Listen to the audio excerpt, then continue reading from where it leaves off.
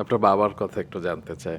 প্রয়াত আতিয়ার রহমান তিনি একজন সরকারি কর্মকর্তা ছিলেন এবং তিনি চেয়েছিলেন যে আপনি বিসিএস ক্যাডার হন আরকি। যদিও আপনি সেটা হননি। তারপরেও বিভিন্ন সময় আপনাকে নিয়ে ডেফিনিটলি তিনি প্রাউড ফিল করেছিলেন। আপনি কোন মুহূর্তে সবচেয়ে বেশি বাবাকে মিস করেন? আহ, আসলে বাবাকে তো প্রতি মুহূর্তেই মিস করি, মানে বাবার এটা না, যত দিন দিন যাচ্ছে, মানে যখন আমার বাবা মারা যান তখন আমি আমার একটা নতুন লাইফে, মানে আমার এন্ট্রি হয়েছে, আমার বিয়ে হয়েছে মাত্র কয়েক মাস।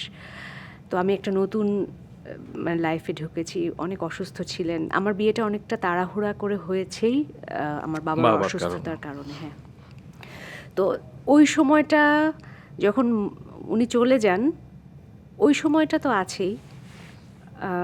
তার পরবর্তীতে এখন প্রত্যেকটা মোমেন্টে, মানে প্রতিটা যেমন আমার রাস্তা দিয়ে যে কোনো অ্যাম্বুলেন্স গেলেই বাবার কথা মনে পড়ে। কারণ লাস্ট যে অ্যাম্বুলেন্সে বাবা মানে বাসা থেকে গেলেন, উনি তো আর ফেরত আসেন নাই, মানে সুস্থ, মানে জীবিত অবস্থায় আসেন নাই। লাস্ট অ্যাম্বুলেন্সে উনি এসেছিলেন, কিন্তু সেটা মানে উনি তখন আর নাই পৃথিবীতে। হ্যাঁ, তো সেটা আমি একটা উদাহরণ, মানে যে হসপিটালে ছিল সেই হসপিটালের সামনে দিয়ে আমি সারাক্ষণই আসা যাওয়া করছি। ওখান দিয়ে যখন যাই, আমার দেখা যাচ্ছে যে তার চেহারাটা মনে পড়ে বা তার কথাগুলো মনে পড়ে।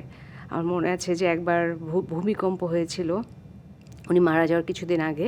তো বাসায় ওই মুহূর্তে কেউ ছিল না আনফর্চুনেটলি আমার বাড়িতে। হঠাৎ করে তো আমি, ভূমিকম্প হচ্ছে, আমি তাড়াহুড়া করে যে ওখানে যে আব্বাকে দেখি যে উনি এরকম করে মানে ভয়ে কাঁপছে, তো আমি যে এরকমভাবে জড়িয়ে ধরলাম। ওই স্মৃতিটা মানে হয় না যে প্রতি মুহূর্তে আসলে বাবাকে মনে হয়। এটা যত দিন যাচ্ছে, যেমন আমার বাবা যেখানে ওনাকে মানে কবর দেওয়া হয়েছে আমাদের বাসার কাছেই, ইনফ্যাক্ট আমাদের বাসা থেকে দেখাও যায়। তো আমার কাছে বারান্দায় দাঁড়ালেই মনে হয় আমি ওনাকে দেখছি। হ্যাঁ, তো মানে আসলে আলাদা করে বৃষ্টি হলে মনে হয় যে আমার বাবা মনে হয় ভিজে যাচ্ছে। এই কথাগুলো হয়তো কখনো বলা হয় না, কিন্তু এটা ট্রু। আসলে যাদের বাবা-মা নেই তারাই এটি অনুভব করতে পারবে এবং সব বাবা-মা ভালো থাকুক, তাদের জন্য আমরা মন থেকে দোয়া করি।